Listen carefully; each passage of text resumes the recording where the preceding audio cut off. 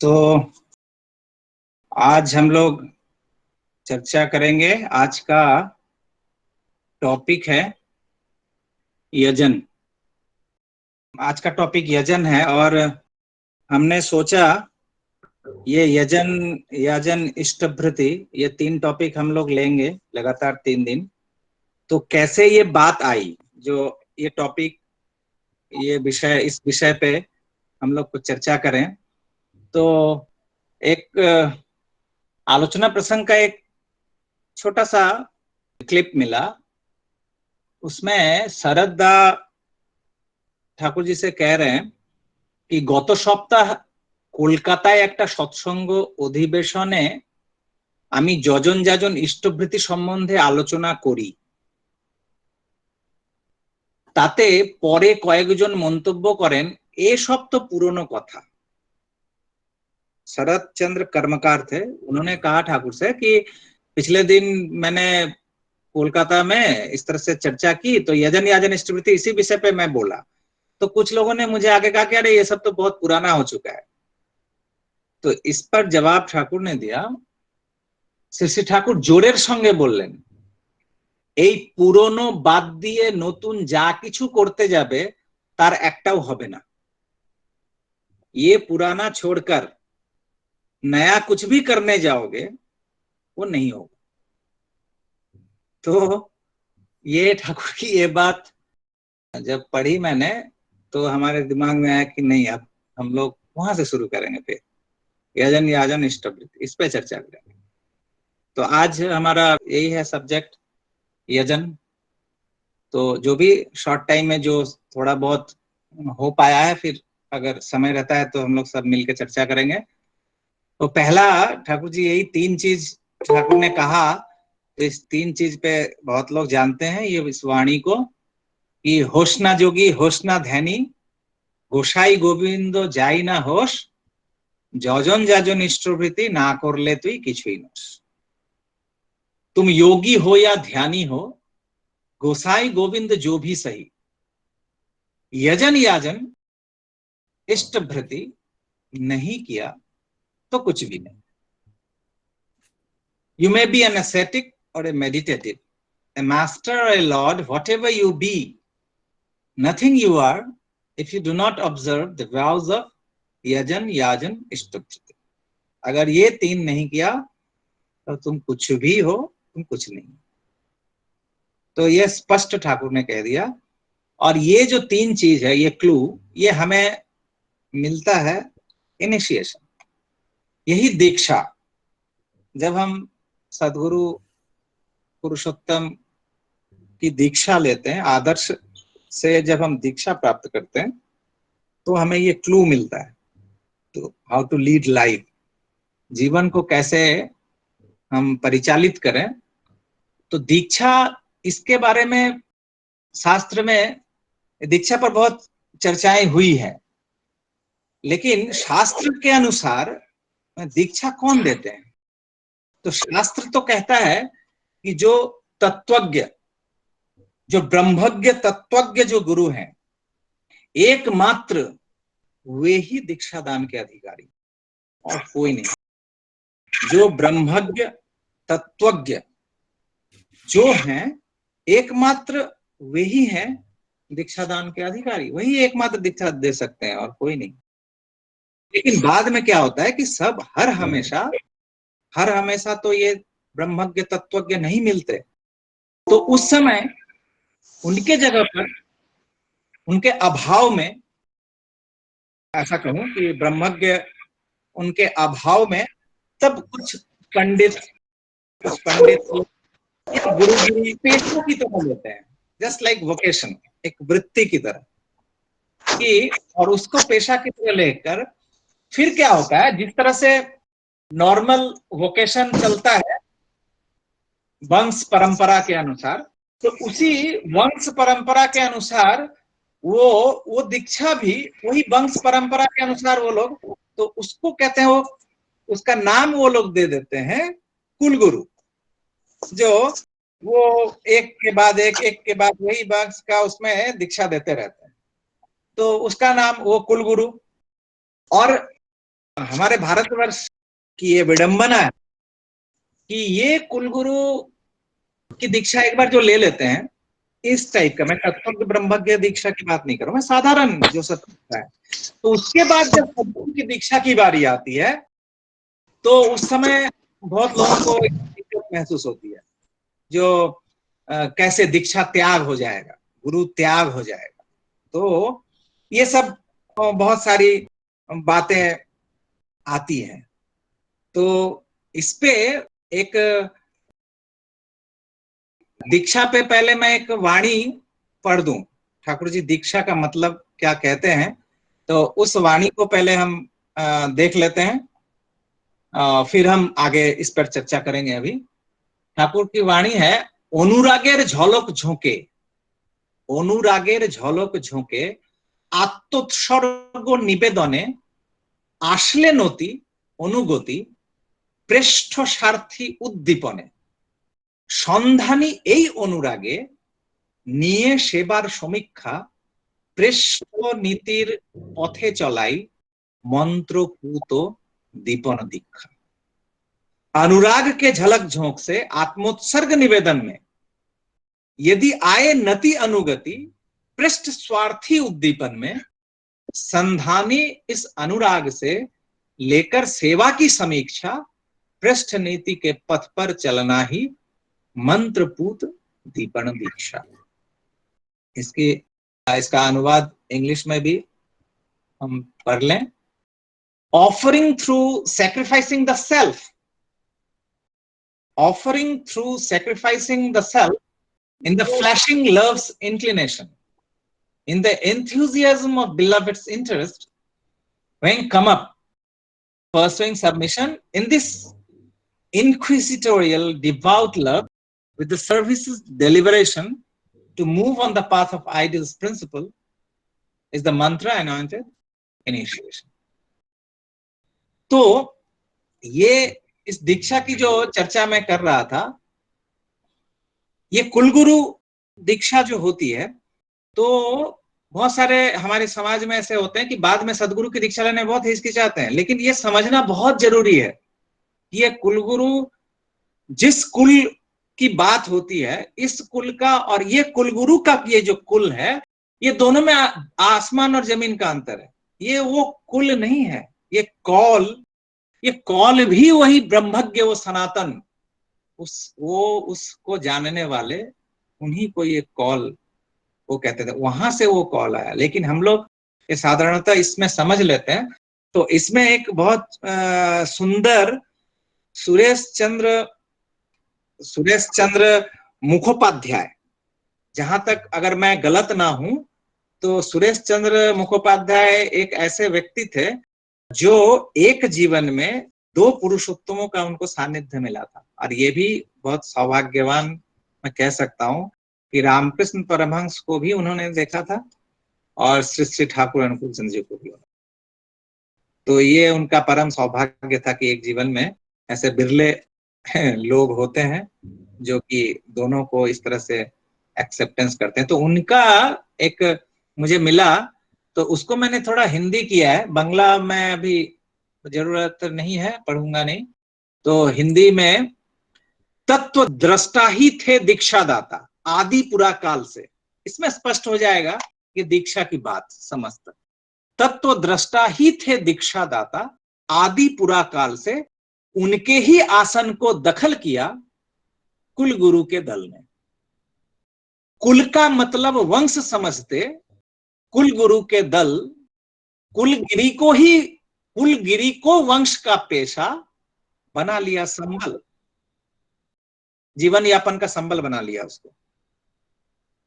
कुल का अर्थ तो वंश नहीं है ब्रह्म सनातन, कुल का अर्थ तो वंश नहीं है ब्रह्म सनातन, ब्रह्मज्ञ ही थे कौल गुरु, यही है सत्य कथन। वे ही तो थे दीक्षादाता जीव के हितकारी, ब्रह्म ज्ञान की परवाह नहीं, अब वे ही करते गुरुगिरी। गुरुगिरी है गुरु दायित्व, नहीं कोई खेल अलबेला, व्यतिक्रम पाप में डुबाए लेकर साथ में चेला। मैंने गुरु और चेला दोनों, हम तो डूबे तुमको भी ले डूबे, ऐसी बात हो जाती। अंत में है, एक अंधा ही पथ दिखलाए दूसरे अंधे व्यक्ति को, एक अंधा ही पथ दिखलाए दूसरे अंधे व्यक्ति को, धोखे में चल रही दुनिया समझो मेरी इस उक्ति को, सिद्ध नहीं मंत्र दे मरे मारे करे क्षय।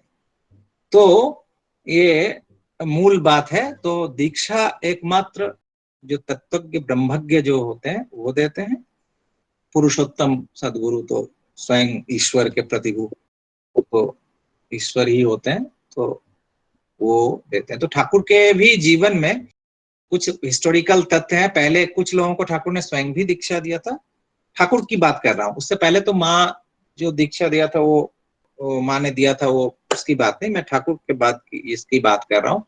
ठाकुर ने अपने जीवन में भी कुछ लोगों को दीक्षा दी है, और उसके बाद से फिर ठाकुर दीक्षा नहीं देते थे, तो किसको भी बोल देते थे, अनंत महाराज थे और ये सब थे उस समय।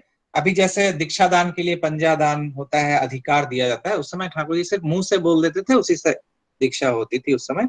फिर बाद में जब ये सब हुआ तो पहले पंजाधारी कर्मी जो थे रिकॉर्डेड, वो कहा जाता है श्री त्रैलोक्यनाथ चक्रवर्ती, वो ठाकुर जी के पहले पंजाधारी ऋत्विक, ऐसा हिस्टोरिकली कहा जाता है कि वो पहले थे फर्स्ट ऋत्विक। तो दीक्षा फिर ये, और जो मैं बात कर रहा था, तो सिद्ध नहीं मंत्र दे मरे मारे करे क्षय, सिद्धो नहीं मंत्र दे मोरे मारे करे क्षय। इस विषय पे ठाकुर का जो ये जो दीक्षा की पद्धति है, इसमें ठाकुर ने अधिकार प्रदान किया। ठाकुर के बाद जो हमारे आचार्य जिस तरह से देते हैं, तो वो भी वो ठाकुर का ही प्रदान माना जाता है, जो ठाकुर ही देते हैं इसको अधिकार। और ये अधिकार जब मिलता है तो वो दीक्षा दान का अधिकारी होता है, लेकिन दीक्षा स्वयं ठाकुर देते हैं। ये ठाकुर के मुख की वाणी है। कैसे? इसको मैंने इसलिए रख दिया है सामने कि ठाकुर कहते हैं कि कारो माध्यमे गुरुर संगे সম্পর্ক হলে সেই ভাবে রঙ্গিল হয়ে যায়। গুরুর সঙ্গে সম্পর্ক সরাসরি, কারো মাধ্যমে যেতে গেলে সর্বনাশ। সূর্যের প্রত্যেকটা কিরণই আসে সরাসরি, একটা কিরণের মধ্য দিয়ে আরেকটা কিরণ আসে না। ঋত্বিকের মধ্যে দিয়ে আমার কাছে যে আসবে তা কিন্তু নয়, কারণ দীক্ষা দিচ্ছে তারা নয়, আমি। ये पुरुषोत्तम स्वयं ईश्वर की वाणी है मुझसे कि दीक्षा दिच्छे तारा नय, आमी। प्रत्येकेर संगे आमार सरासरि सम्पर्क थाका भालो। हिंदी में कहते हैं किसी के माध्यम से गुरु के साथ संबंध होने से उसी भाव में रंगीन हो जाता है। गुरु के साथ संबंध सीधा होता है, किसी के माध्यम से आने पर ही सर्वनाश। सूर्य की प्रत्येक किरण, सूर्य की प्रत्येक किरण ही जैसे आती है सीधी, एक किरण के माध्यम से और एक किरण आती है, ऐसा नहीं है। ऋत्विक के माध्यम से जो मेरे पास आएगा ऐसा नहीं है, कारण दीक्षा वे नहीं देते हैं, देता हूं मैं। प्रत्येक के साथ मेरा सीधा संबंध रहना अच्छा है। इंग्लिश में भी है ये, if there is a relationship with the guru through someone, it becomes colorful in that way. The relationship with the guru is direct. It will be disastrous if you go through someone. Every ray of the sun comes directly. One ray does not come through another ray. It is not that one would come to me through the Ritvik, because they are not initiating. I am. It is good for everyone to have a direct relationship with me. यानी इष्ट के साथ, आदर्श के साथ सभी का संबंध जो होगा वो सिंपली डायरेक्टली होगा, सीधा सीधी होगा। ठाकुर इसीलिए कहते हैं कि कारोर माध्यमे आसलेई सर्वनाश, किसी के माध्यम से आने से ही सर्वनाश। लेकिन माध्यम इन द सेंस कि हमें तो कोई तो चाहिए जो दिखाएगा पथ, जो इस पथ पर चलो। लेकिन अगर उस पथ पर आए तो फिर संबंध वो लाइक पति पत्नी, एक स्त्री एक लड़की के लिए वो एक पर पुरुष है। अगर ठीक भी हो गया फिर भी वो पर पुरुष है। उस पर पुरुष को स्वामी के रूप में ग्रहण करने के लिए पिता का कन्यादान, पुरोहित का मंत्रोच्चारण, यहाँ तक कि हमारे समाज में हर वर्ण के लोग उसमें कुछ ना कुछ रिचुअल करते हैं। नाई का अपना अवदान होता है, धोबी का कुछ अपना अवदान होता है। ये सब सामाजिक जो स्ट्रक्चर है उसको कायम रखने के लिए कि इसके बिना इसका नहीं चलेगा, उसके बिना उसका नहीं चलेगा। इसमें छोटा बड़ा कुछ नहीं, सभी का सिग्निफिकेंट रोल था एक एक सामाजिक रीतियों पर, ट्रेडिशन। तो इन सब अगर वो और अपना रिचुअल ना करे तो वो सिद्ध ना हो विवाह। तो उस स्वामी को पाने के लिए कितने सारे हमको मीडियम उस तरह से चाहिए होता है। लेकिन जब एक बार सिंदूर दान हो गया, जब एक बार ये हो गया, तो फिर वही तुम ही आछो और आम ही आछी, बाकी सब वही तुम हो और मैं हूं और बाकी सब तुम में है और कुछ नहीं। तो ये डायरेक्ट संबंध जरूरी है। और मुंह से बोलने से तो होगा नहीं कि हमने कह दिया कि चलो मेरा डायरेक्ट संबंध, ऐसा तो होता नहीं है। कैसे हो डायरेक्ट संबंध? यही पे ठाकुर का वो महावाणी यजन याजन इष्टवृत्ति, जिसकी हम चर्चा आज यजन से शुरू करेंगे। तो फर्स्ट पार्ट जो है ये यजन है।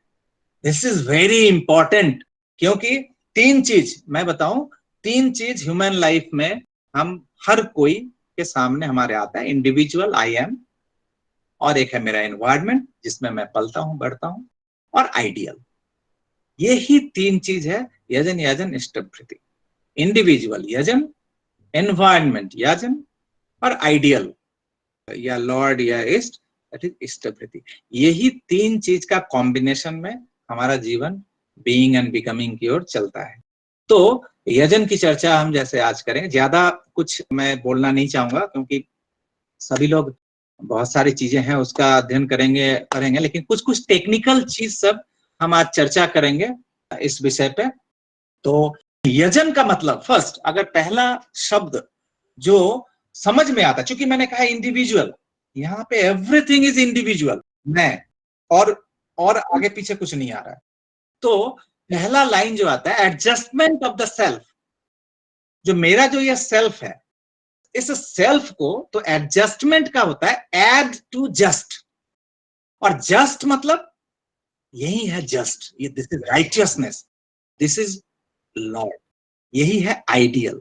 तो खुद को, अपने सेल्फ को उस आइडियल के साथ जोड़ना, यही है एडजस्टमेंट। एडजस्टमेंट का अर्थ ही adjustment of the self, that means कि एड टू द आइडियल। खुद को हम अपने आदर्श से, अपने इष्ट से जोड़ते हैं, जो कि यही माध्यम है यजन, इस यजन के माध्यम से।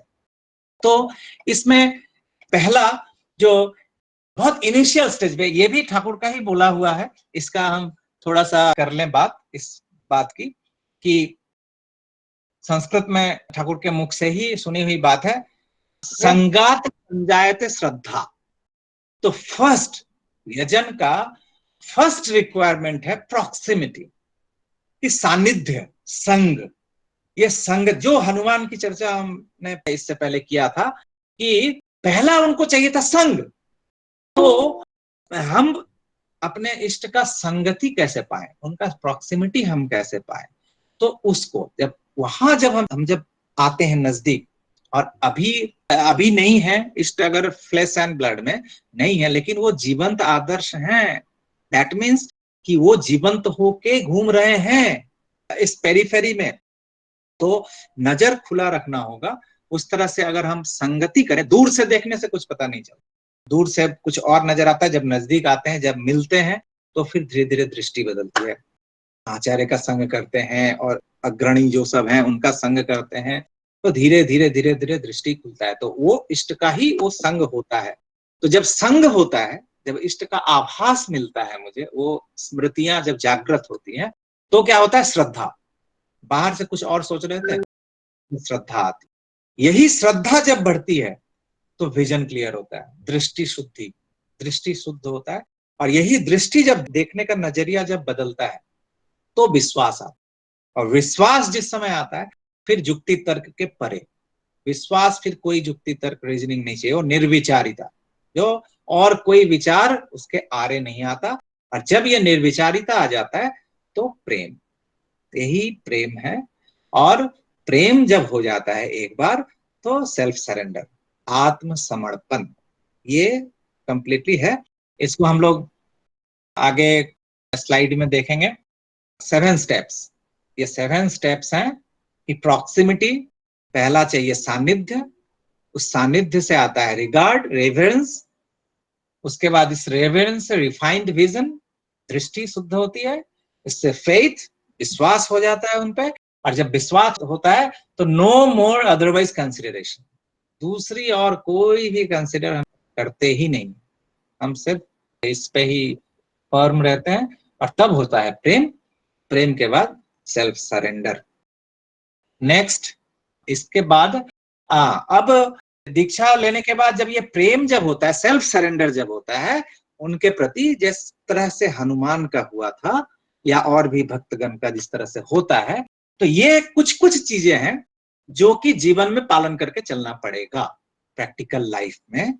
ये this is also part of यजन या सेल्फ जो एलिवेशन है, सेल्फ एंडेवर है।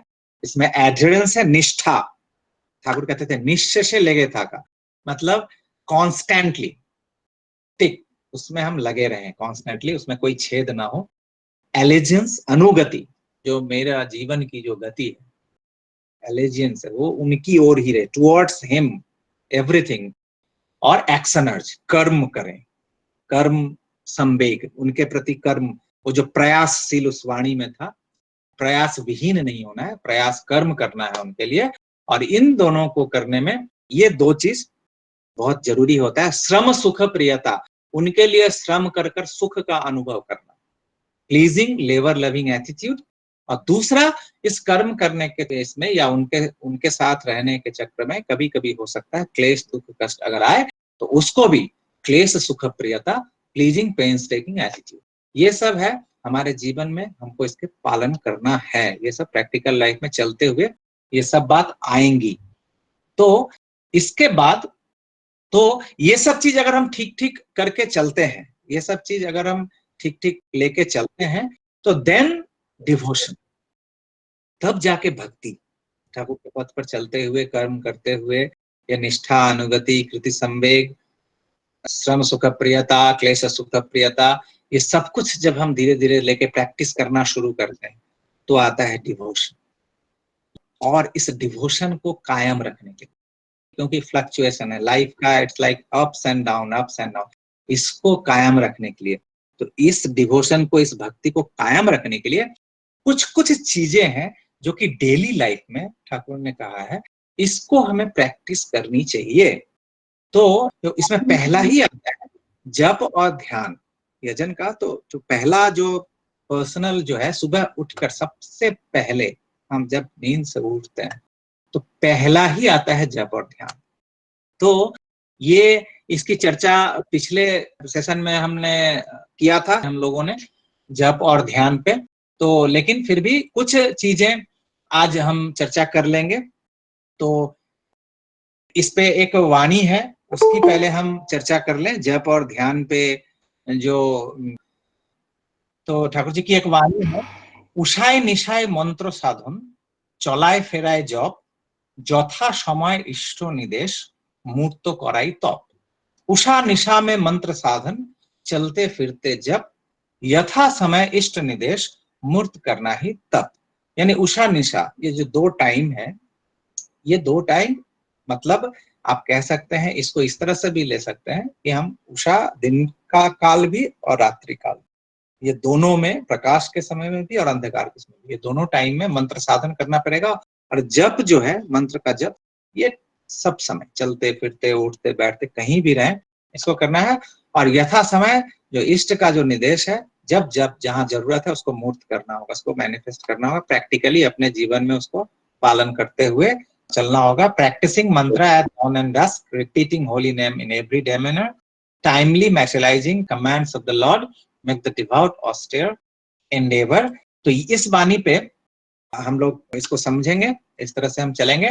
तो नाम ध्यान सबसे पहला आता है जप ध्यान, और इस जप ध्यान में साधन है, मंत्र साधन जप, जो बैठकर हम लोग करते हैं। तो सबसे पहला इस यजन का ये अंग है, और इसमें सबसे पहला जो आता है माध्यम, वो है आसन का। तो आसन मतलब हम बैठे, हम जब बैठते हैं आसन लेकर, तो बहुत सारे पोस्चर्स होते हैं। ये लेके बहुत लोगों को कंफ्यूजन होता है, जो हम किस तरह से बैठे, कैसे बैठे। तो दो साधारणतः दो तरह से पोस्चर हम लेते हैं।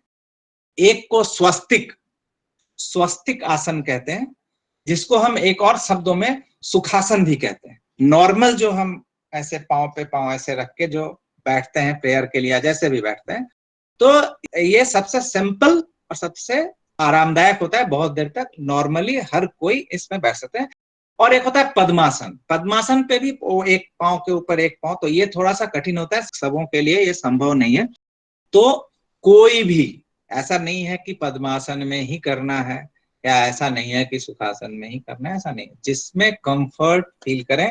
सबसे ज्यादा जरूरी है कि आप अधिक से अधिक देर तक आप उस पर बैठ सकें। अब यहाँ पे सवाल आता है कि बहुत सारे ऐसे हैं जो कि ज्यादा उम्र हो गई है, हो सकता है कि घुटने में दर्द है, घुटना को उस तरह से मोड़ के नहीं बैठ सकते, डॉक्टर ने मना किया है, और उससे और ज्यादा वर्स हो सकता है कंडीशन।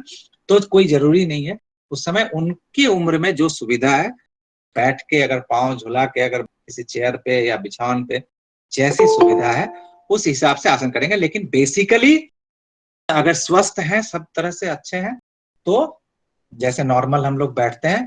और उसमें एक चीज और इसमें ख्याल रखेंगे कि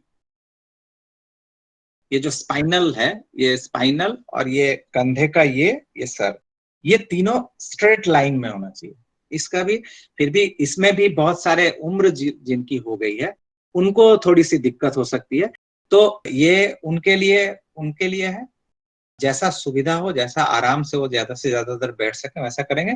अदरवाइज जिनको नॉर्मल स्वस्थ सबल हैं, तो वो लोग इसको स्ट्रेट, और स्ट्रेट का मतलब टाइट नहीं, नॉर्मल फ्लेक्सिबल रहे, लेकिन वो एक सीधी एक लाइन में रहे। ये सब पोस्चर्स हैं। ये मैं इसलिए बोल रहा हूं कि ये सब चीज पर ध्यान देने की जरूरत है। ये सब चीज अगर हम ठीक ठीक करते हैं, तो फिर अंदर में जो होना है वो सही मात्रा में, सही तरह से ठीक ठीक हो पाएगा। और एक है, इस पे चर्चा कर लूं कि स्थान जो जहां पर हम बैठते हैं, तो वो अगर सही नहीं है, सेक्लूजन, ध्यान का जो जगह होता है बेस्ट है सेक्लूजन, जो अकेले ध्यान करना। और नहीं तो अगर हम ध्यान करते हैं कुछ लोगों के, तो लाइक माइंडेड अगर है कि जैसे सब संगी ही है, सब गुरु भाई है, तो वो एक साथ एक कमरे में बैठ के कर सकते हैं। लेकिन वो भी फिजिकल टच नहीं रहना चाहिए, फिजिकल डिस्टेंस रहना चाहिए। उस तरह से एक जगह पे कर सकते हैं। लेकिन और भी अगर ऊपर और स्तर बढ़ेगा, तो it is better to be alone. अकेला अगर हम किसी घर में अगर करते हैं, दैट इज बेटर।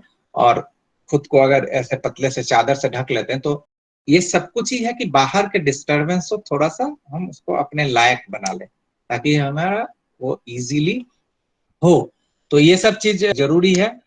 साफ साफ ये तो हाइजीन, ये सब चाहिए कि आप कितना भी बोलो, अगर गंदगी है, सब कुछ सही सही अगर नहीं है घर में, तो वो ना मन नहीं बैठेगा। इस पे एक छोटा सा मैं आपको बता देता हूँ, छोटी सी घटना बॉर्दा के लाइफ का। एक बार बॉर्दा सुबह ध्यान के लिए बैठ रहे हैं। वो तो भजन करते थे, तो बहुत पहले ही 2:30-3 बजे उठ के ध्यान करते थे। तो बैठ रहे हैं, किसी भी तरह मन नहीं बैठ रहा है, कॉन्सेंट्रेट हो ही नहीं रहा है। कोशिश कर रहे हैं, नहीं हो रहा है कॉन्सेंट्रेट। बहुत कोशिश कर रहे हैं, तो झटपट झटपट हो रहा है, जो ये क्या हुआ, आज क्यों नहीं मन बैठ रहा है। बहुत कोशिश किया, बैठे रहे, ऐसे ही बैठे हुए हैं, लेकिन मन कॉन्सेंट्रेट नहीं हो रहा है, मन जगह पे नहीं जा रहा है। तो फिर उठ के खड़े हो गए। तो चलते चलते अचानक स्ट्राइक किया दिमाग, तुरंत दरवाजा खोलते हैं, बाहर निकलते हैं। बाहर निकल के जहाँ बॉर्डर का कक्ष है उसके बाहर देखते हैं, एक लकड़ी की एक कुर्सी वो बाहर रखी थी। एक्चुअली रात में सोने से पहले उन्होंने सोचा था कि ये कुर्सी बाहर है, कोई अगर उस समय दीवार ये सब भी छोटा था, उस समय उतने सिक्योरिटी के इंतजाम भी नहीं होते थे, तो ये बाहर कुर्सी कोई बैठा था शायद और वहीं पे छोड़ के वो चला गया। तो अगर रात में ऐसा रहेगा चोरी हो जाएगी। तो बॉर्डर ने सोचा था कि इसको किसी को बोलूंगा जो ये इसको अंदर कर दो। उसके बाद बॉर्डर भूल गए, किसी को बोलना ये भूल गए, इधर उधर की कुछ बात हो गई होगी, घर में रह गए, नहीं गए।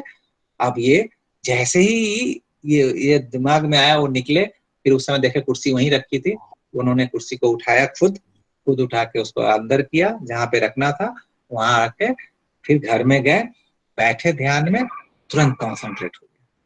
ये क्यों हुआ? ये चूंकि बॉर्दा इतने सेंसिटिव थे, ये छोटा सा जो एक वायलेशन हुआ कि जो सोचा और वो नहीं किया, वो इफेक्ट कर गया खुद पे, वो कॉन्सेंट्रेट नहीं होने दे रहा है। यानी वो सेंसिटिविटी है, वो बता रहा है कि कुछ गड़बड़ है। तो यही है तीक्ष्णता। नाम मनुष्य को तीक्ष्ण और ध्यान मनुष्य को ग्रहणक्षम करता है, रिसेप्टिव करता है। ये चीज है। ये जितने हम करेंगे तो आसपास वो सब चीज से हम उतने ज्यादा हम इंटरेक्ट कर पाएंगे, रेस्पॉन्सिव हम उतने ज्यादा होंगे, हमें समझ में आएगा। तो ये एक था उदाहरण। और एक ठाकुर जी का इसमें है कि रेगुलरली अगर करते हैं, वो तो उस दिन मैंने कहा था इरेगुलरली रेगुलर, वो तो बात है। एक है स्थान, हम जहां पे करते हैं, अगर रेगुलर एक ही स्थान पे करते हैं दैट इज बेटर शुरू शुरू में। और जब धीरे धीरे धीरे धीरे सही में नाम पे जब मन लग जाएगा, जब एकदम सही मायने में नाम करने में अच्छा लगेगा, जब नशे की तरह हो जाए, देन आप कहीं भी कर लो, कहीं बैठ जाओगे, आपका वहीं मन लग जाएगा। उस समय स्थान काल का उतना ज्ञान ना भी करो चलेगा। लेकिन इनिशियल स्टेज में जब हम बिगिनर्स होते हैं, जैसे एक बच्चे को अगर आप पढ़ाते हैं, उस बच्चे के साथ अगर 10 बच्चे एक साथ होते हैं, वो बच्चा ठीक से नहीं सीख पाता। अगर उसी बच्चे को आप अकेले ले जाके उसको सिखाओ, सब कुछ एक एक चीज वो रिकॉर्ड करेगा, और उसके साथ साथ 10-15 चीज एक साथ होता है, तो वही चूंकि व्हाइट पेपर होता है, उस पर छोटा सा भी दाग वो तुरंत असर करता है। इसलिए कम से कम बच्चों को जो शिक्षा देनी चाहिए, वो सेक्लूजन में अगर एक एक बच्चे को अगर दिया जा सकता, तो आज के एजुकेशनल सिस्टम में संभव नहीं। लेकिन ट्रेनिंग कम से कम घर में बच्चों को इस तरह से देनी चाहिए। तो नाम ध्यान का भी बिगिनर्स जो हैं, उनको चाहिए कि इस तरह से एक ही जगह पे अगर करें तो वो ज्यादा धीरे धीरे धीरे धीरे वो सही होता है। और ये सब चीज जब ठीक हो जाएगा तो फिर, तो ये सब छोटी छोटी बातें हैं, इसमें और भी बहुत कुछ है, मैं सब शायद नहीं कह पा रहा हूँ। तो लेकिन ये सब चीज का अगर हम ध्यान रखें, ये है। दूसरा आता है सतनाम, जो जो हम बीज मंत्र का जप करते हैं, वो सतनाम। तो इस सतनाम में वही बाइबल की वही बात है कि there was word, the word was with God, the word was God. I am spirit, Thakur कहते हैं, ठाकुर ने पुण्य पुथी में एक जगह पे ठाकुर ने कहा, आई am spirit, my current is Radha. जो ये राधा जो है यही लिंक करता है, यही करंट है जो लिंक करता है उस स्पिरिट से। तो हमें जो बीज मंत्र मिला है, इसकी भी चर्चा हम लोग उस मेडिटेशन सेक्शन में हम लोग कर चुके हैं, इस पे विशद मैं नहीं बोलूंगा। तो जिस बीज मंत्र का हम जप करते हैं, वो तो उच्चारण मुंह से, वो विकृतियां तो एकदम नहीं होनी चाहिए। चूंकि हम स्पंदनात्मक ध्यान करते हैं, स्पंदनात्मक जो बीज मंत्र है उसका हम जप करते हैं। 3 तरह से जप होता है बेसिकली, अगर सोचें तो 3 तरह से। एक होता है जीव के द्वारा, जो हम जीव के द्वारा जो हिलाकर जो जप करते हैं, तो ये बहुत ही ग्रॉस लेवल पे है। उसके ऊपर है मन, मन से जो हम जप करते हैं। और उससे भी सुपर लेवल पे है जो कि है सुरत, लिबिडो, जो वो मेरा, वो जो ठाकुर कहते हैं अजपा नामे परोरे, दैट इज अजपा मीन्स है वही लिबिडो। वो सूरत के अंदर से वो ऑटोमेटिकली वो जब स्पंदित होता है, दैट इज वाइब्रेट करता है, तो दैट इज कॉल्ड सूरत। तो ये सूरत, ये बहुत ऊपर की चीज है। तो वहां तक ठाकुर कहते हैं सबको पहुंचना है। तो हम साधारण लोग अभी मन पे हैं, तो ठाकुर ने कहा है कि मन से जप करना चाहिए, मन में कोई तरह का विकृति नहीं, जीव नहीं, दांत, ये सब कुछ भी नहीं हिलेगा। मन में उस शब्द को, और स्पष्ट उच्चारण, जो हमारा वो जो रास्वा है उसका स्पष्ट उच्चारण करेंगे। जिस तरह से संस्कृत देवनागरी में जिस तरह से उच्चारण होता है, बांग्ला में कुछ अलग तरह का वो हो जाता है, लेकिन वो बांग्ला नहीं, वो देवनागरी की तरह उच्चारण होगा सभी शब्दों का उस तरह से। और एक एक वाइब्रेशन सही सही होगा। तो इस पे अभी उतना विशद यहाँ पे कहने का नहीं है, लेकिन वो भी बहुत जरूरी है। मैं ये कह रहा हूँ, कहने की मतलब मेरा आशय ये है कि उस पे भी ध्यान देना है, लेकिन मन में किसी भी तरह का कोई आंगिक परिवर्तन नहीं होगा। मन में हम जप करेंगे, तो हम जो जप करते हैं वो मन में करते हैं, यही मन धीरे धीरे धीरे धीरे सूरत की ओर वो ले जाएगा। जो सूरत चढ़े आकाश, वो सब की बात है, उसकी चर्चा हम बाद में करेंगे। तो ये बॉडी का किसी तरह का ये नहीं होगा। Rhythm, this is very important. Rhythm, Thakur कहते थे कि तूफान मेल की तरह, तो स्पीड। लेकिन ऐसा नहीं कि अब तूफान मेल चला फिर धीरे धीरे धीरे धीरे पैसेंजर हो, फिर कभी तूफान मेल की चला चला, फिर ऐसा नहीं। रिदम जो है उसको मेंटेन करना है। अगर एक रिदम आता है तो फिर उस रिदम को कायम रखना है, फिर वो धीरे धीरे बढ़ता है। तो रिदम इट्स वेरी इंपॉर्टेंट कि हम उस रिदम को कायम रखें इसको। और मन जो है, मन को एकदम टाइट जो यहीं पे सोच, इस तरह से नहीं, मन को रिलैक्स करके रखना है। मन अगर टाइट कर लेते हैं, वही नाम नहीं होने देगा। मन को एकदम ढीला शिथिल करके, मन को रिलैक्स करके, मन जहां विचरण करना है करे, लेकिन एक ही जो इष्ट की मूर्ति रहेगी, वो मन जहां भी ले जाए, इष्ट की मूर्ति और इष्ट का नाम, ये दोनों वो साथ में रहेगा। तो ये सब है। और एक बात लास्ट में, ये जो कंसंट्रेशन हम करते हैं इस आज्ञा चक्र पे, तो इस आज्ञा चक्र पे जो इष्ट का ध्यान करते हैं, तो दैट मीन्स आंख बंद करने से नेचुरली हमारा यहाँ जाता है। इसको आज्ञा चक्र क्यों करते हैं साइंटिफिकली, और भी बहुत सारी बातें हैं, उसकी चर्चा आज मैं नहीं करूंगा। बहुत ही साधारण बात मैं करूंगा कि आज्ञा चक्र, ये आज्ञा चक्र इसलिए कहते हैं इसको, थर्ड आई जिसको कहते हैं लोग। तो ठाकुर कहते हैं आज्ञा चक्र। आज्ञा मतलब होता है जो कमांडिंग सेंटर कहते हैं। तो आज्ञा, आ जिसको संस्कृत में ज्ञा, तो आज्ञा, आ मतलब संपूर्ण, टोटल।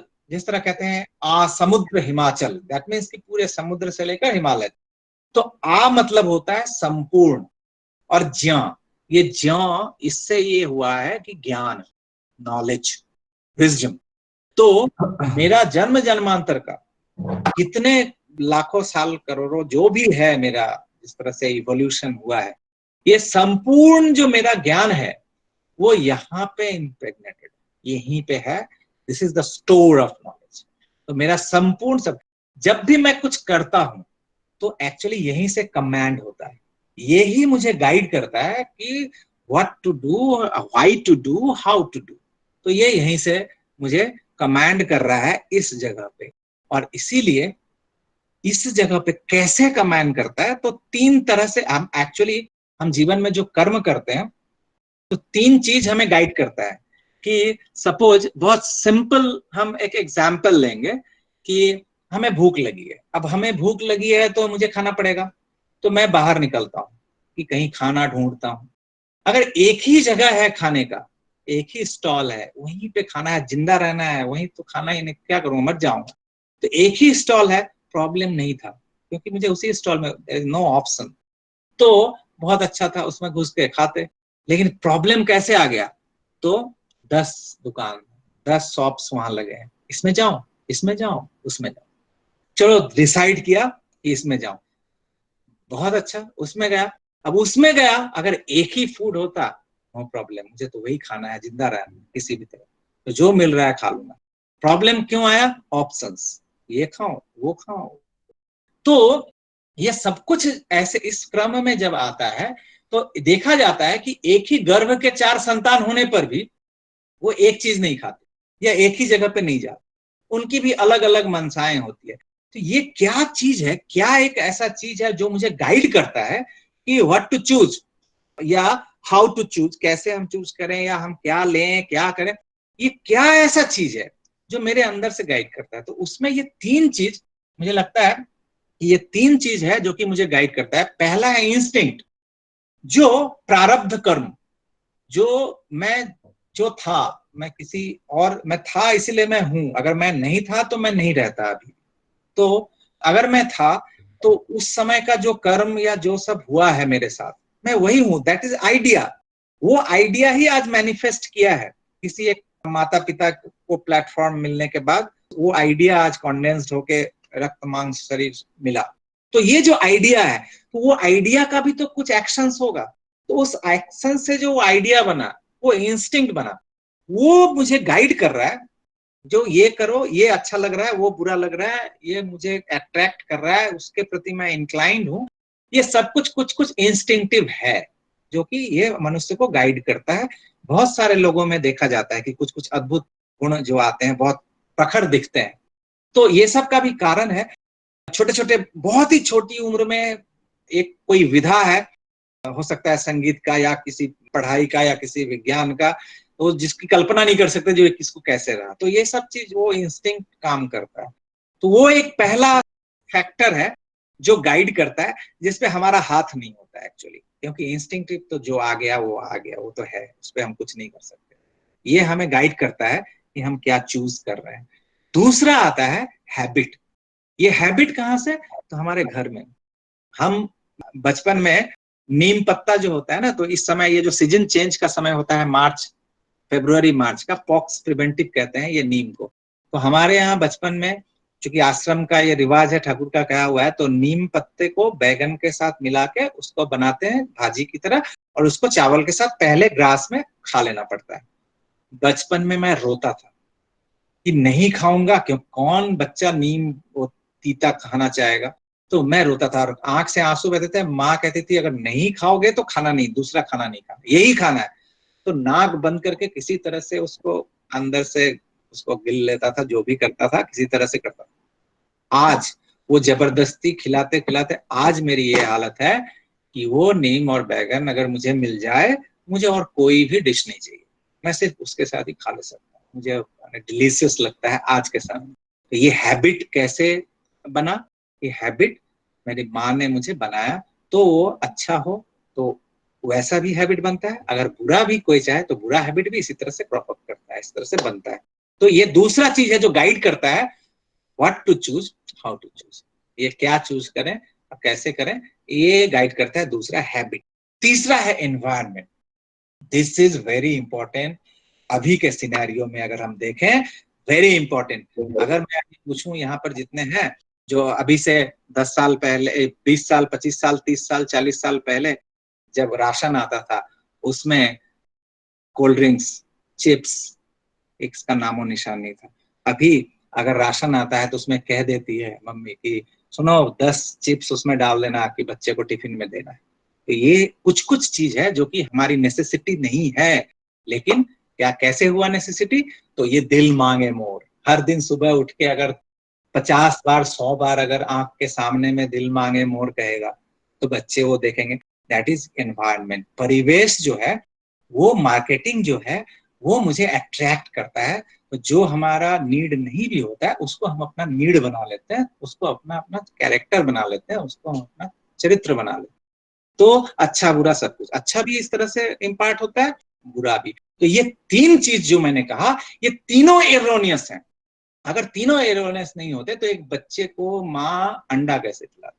जबकि ठाकुर का जो विधि, ठाकुर का तो छोड़िए, विधि का जो विधान है, या और कैसे और सब कुछ करती है। तो दैट मीन्स कि जो हैबिट बच्चे गार्जियन के वहां से जो खींचते हैं, उसमें भी गलतियां हो सकती है। मेरा इंस्टिंक्ट पूर्व जन्म का पूरा, उसमें भी गलतियां हो सकती है, और एनवायरनमेंट तो होता ही है। तो ये तीनों एरोनियस है। इसी कारण से ये जो आज्ञा चक्र है, इस कमांडिंग यहाँ पे इष्ट के मूर्ति को बिठाने, इष्ट के मूर्ति को बिठाने का मतलब है कि उनके बारे में चिंतन, मैं उनको सोच रहा हूं। मैं जहां भी मेरा मन दौड़ रहा है, जिस और मेरे इष्ट वहां पे खड़े हैं, कि अगर वो सैंक्शन करते हैं कि हाँ इसको लो, देन हम लें।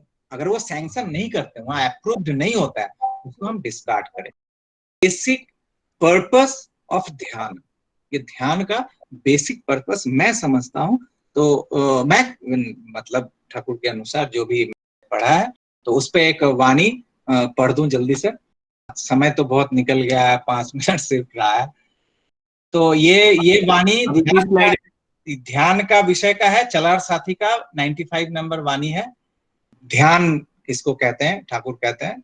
और जप, जप पे भी ठाकुर जी की ये वाणी है, तुम्हारा जप जिनसे प्रायोजित हुआ है वे ही तुम्हारे जप के प्रयोजन है। और इस प्रयोजन की उपेक्षा करके जो मानसिक आवृत्ति तुम में एक उद्दीपना की सृष्टि करती है, जबकि वह किसी प्रयोजन को केंद्र करके संबद्ध नहीं होती है, तो विकृति कोई, दैट मीन्स कि हम जो जप कर रहे हैं, जप के जो प्रयोजन है वो इष्ट है। हम जप करते करते मेरा इतना ज्यादा आवेश आता है, हो सकता है विभूतियां, बहुत कुछ, शब्द ज्योति, सब कुछ समझ में आता है, ये सब कुछ हो रहा है, लेकिन अगर इष्ट के प्रयोजन जो उसके मूल हैं उनको, उनसे अगर हम असंबद्ध होते हैं, उनसे अगर हटते हैं, तो ये सब विकृतियां ही हैं। तो मूल चीज है उनसे अटैचमेंट।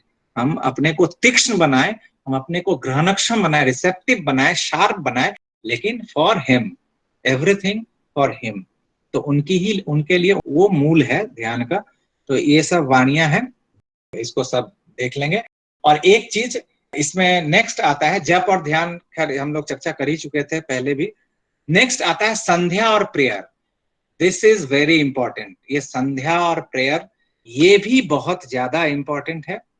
इस संध्या और प्रेयर पे हम फिर कभी एक बार बात कर लेंगे। और इस संध्या प्रेयर पे एक वाणी भी यहाँ हमने रखा है ठाकुर जी की, संध्या एवं प्रार्थना से विरत मत होना, और इसे भाव मधुर करके बोध सहित आकुल संवेग से जितना ही कर सकोगे उतना ही तुम्हारे मन को उद्दीप्त एवं पवित्र करके स्वास्थ्य एवं चरित्र को उन्नत बना देगा। फलस्वरूप सेवा, ऐश्वर्य, व्यवहार एवं कर्म पटुता से अनुशिक्त होकर तुम्हें अभिनंदित करेंगे ही, संदेह नहीं।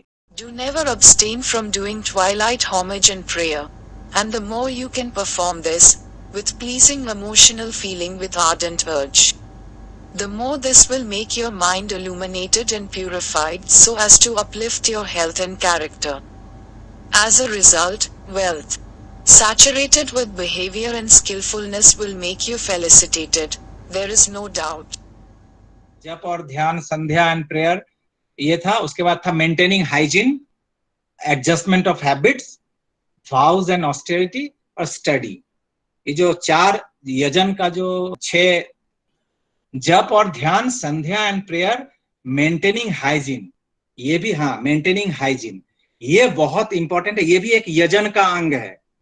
मैं बताऊं, इंडिविजुअल, मैंने कहा यजन कंप्लीटली इंडिविजुअल, तो ये मेंटेनिंग हाइजीन ये बहुत जरूरी है। इसकी चर्चा हम पहले सेशन में कर चुके हैं। एडजस्टमेंट ऑफ हैबिट्स, अपने व्यवहार को, अपने जो भी स्वभाव, अपना नेचर है, उस व्यवहार को इष्ट के अनुसार हम नियंत्रित करेंगे, ये भी यजन का एक अंग है।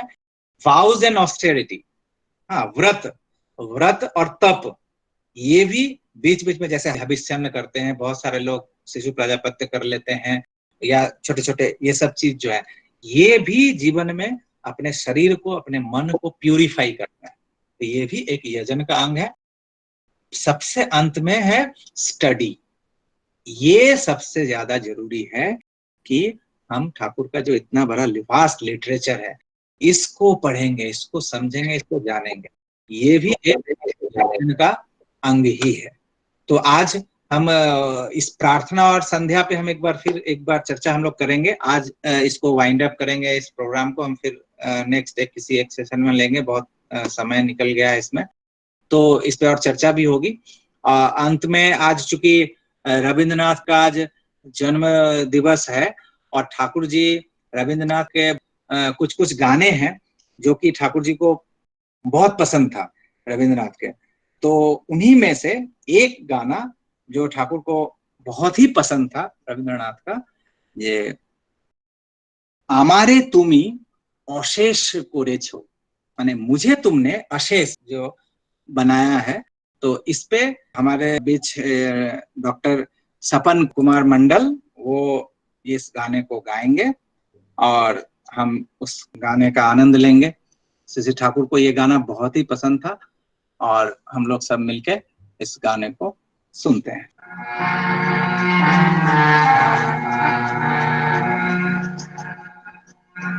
আমারে তুমি অশেষ করেছো, এমনই লীলা তব। আমারে তুমি অশেষ করেছো, এমনই লীলা তব।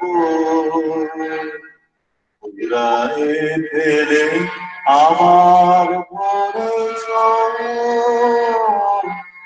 জীবন নব আমারে তুমি অশেষ করেছ এমনই লীলা তব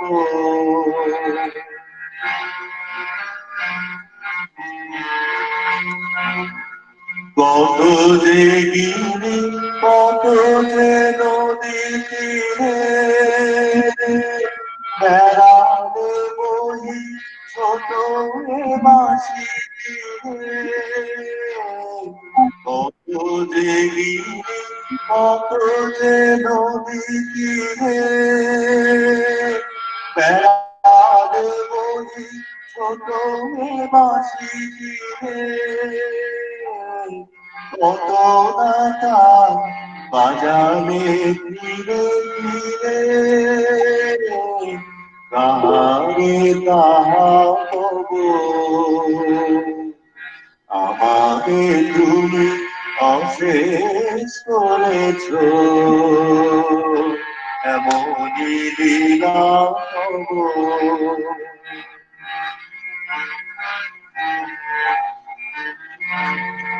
তোমারি অমৃত পরশে আমার হিয়া খানি আলো সীমা বিপুল হরসে উঠি উঠে বাণী তোমারি অমৃত পরশে আমার সীমা খানি হারালো সীমা বিপুল হরসে উঠি উঠে বাণী তোমারি অমৃত পরশে আমার হিয়া খানি হারালো সীমা বিপুল হরসে উঠি উঠে বাণী আমার শুধু একটি মুঠি ভরি দিতেছ দান দিবস বিভাবরী আমার শুধু একটি মুঠি ভরি দিতেছ দান দিবস বিভাবরী হলো সারা কত না জীবনী কেবলি আমি তব আমাকে তুমি অশেষ করেছ এমনই লীলা তব উড়ায় ফেলে আমার ঘরে জীবন নব নব আমাকে তুমি অশেষ করেছ এমনই লীলা তব জয় গুরু।